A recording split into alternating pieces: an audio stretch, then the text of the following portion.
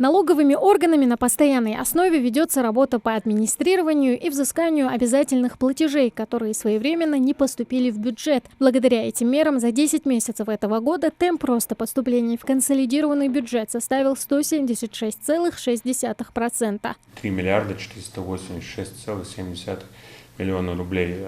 С учетом страховых взносов эта сумма составляет порядка 12,4 миллиарда рублей, что составляет 45,5% прироста поступлений.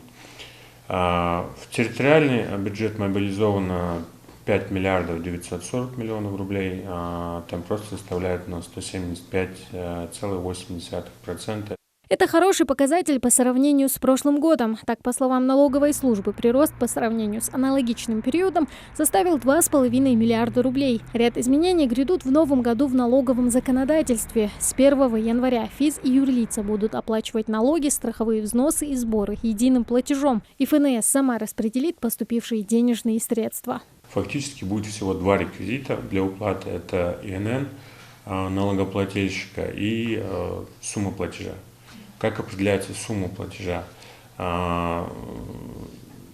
Сумма платежа определяется исходя из совокупности всех обязательств налогоплательщика. То есть он рассчитывает, какую сумму налога он должен уплатить, там, допустим, по земельному налогу, транспортному, налогу на прибыль и так далее. Совокупную сумму складывает, эту сумму единым платежом, указав ИНН, уплачивать. Информацию о том, как именно распределили средства, можно будет увидеть в личном кабинете или получить по запросу в ФНС. Упрощение процесса поможет избежать наличия у налогоплательщика одновременно задолженности и переплаты по разным видам налогов. Что исключает начисление неправомерной пени.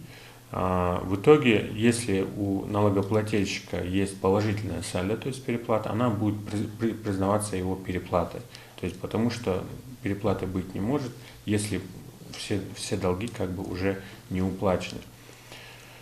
Раньше у нас этот механизм складывался немного по-другому, потому что по каждому налогу был отдельный КБК.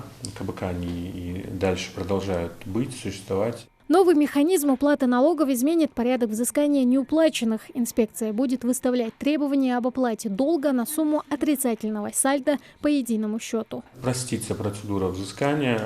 Теперь будет один единый документ взыскания по соответствующей мере. То есть если сегодня по каждому сроку уплаты, исходя из положений налогового кодекса, выставлялись отдельные массы требований, масса решений о взыскании с лицевых счетов в банке в рамках 46 статьи, то теперь в этом необходимость будет отсутствовать. Будет единый документ, который будет уточняться, это упростит и в том числе для налогоплательщика сроки снятия приостановления со счетов, но это тоже будет уходить только один день.